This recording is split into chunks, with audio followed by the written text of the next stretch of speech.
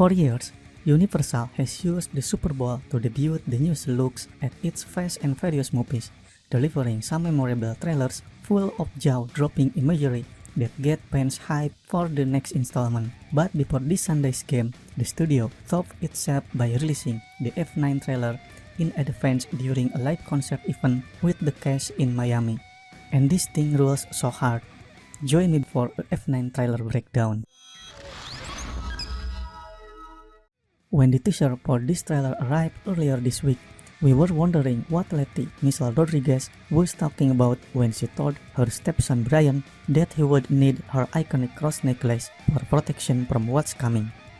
Who could have known that what's coming was his mysterious uncle, who, just like his brother, happens to be a master thief and high-performance driver?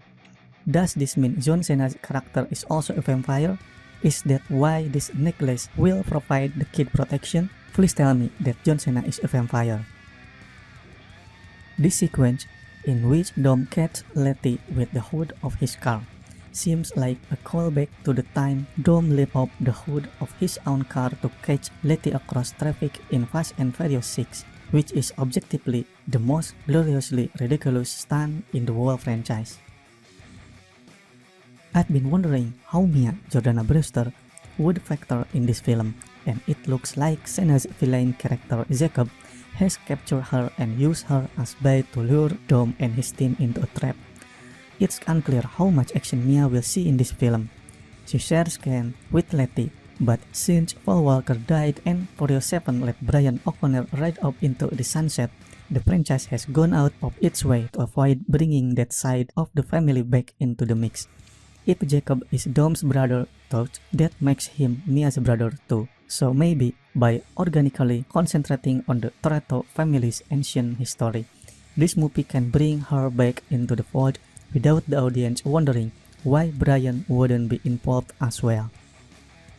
I've watched this many times now, and I'm honestly still not sure what's happening here. Maybe he gets knocked off, or maybe he ends up somehow inside one of those vehicles before he hits the ground.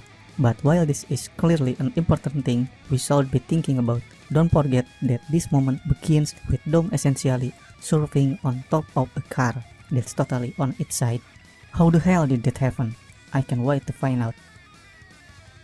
When we last saw Chieffer, Charlize Theron, she had escaped out of a plane after ordering the execution of the mother of Dom's child. Now she appears to be in a locked case, leading us to wonder if this is another situation reminiscent of The Dark Knight, The Avenger, and Skyfall, wherein the villain actually wants to be caught because it's all part of their master plan. And while we, the audience who have been following these movies for nearly 20 years, don't know anything about Dom's brother, it makes sense that Chipper, a genius hacker, would have been able to dig up some info about him. Your whole life you force yourself to be faster than Dom, smarter than Dom, stronger than Dom. But could you kill him? Because I'm ready if you are, she says. So many questions here, but here's my biggest one for now. Where was Jacob during Dom and Mia's childhood? Dom calls him his younger brother. Their father was killed on a racetrack, so you'd think with Dom's obsession with family, they would have come together during such a tragic time. What happened there? Another question, does Jacob own his huge London mansion, or is this a classic situation where two thieves show up to the same place to steal the same thing? The Pontiac Vera with a rocket engine on it is a Fast Furious moment, but don't blink during the lead up to that shot, because you will miss a Fire of Tokyo Drift player Lucas Black reprising his role as Shane Boswell, and Jason Tobin as Earl, one of Han's crew members who has a history with fuel management system. The rest of the trailer is just one totally nuts moment after another, from director Justin Lin's attempt to windmill dunk on Chris Nolan's truck flip from The Dark Knight to a full-size car driving across a busted rope bridge to the magnet plant and Dom and Letty's unconventional escape tactic. Did I mention this trailer freaking rules? Oh yeah, and Han is alive.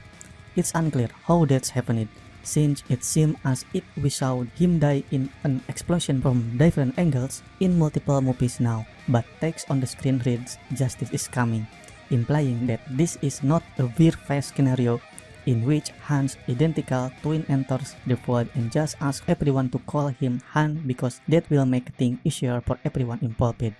When Shao came in and was revealed to be the killer and got invited into the family vault, that's where you went.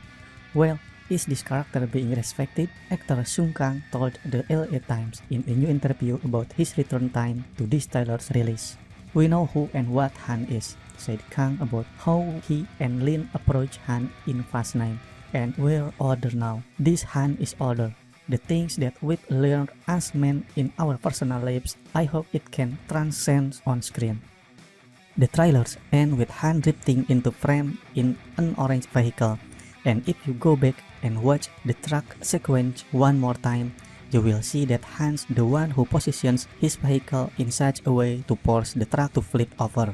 But it also looks like the truck completely obliterates that orange car in the process. They wouldn't bring Han back from the dead only to kill him again, would they?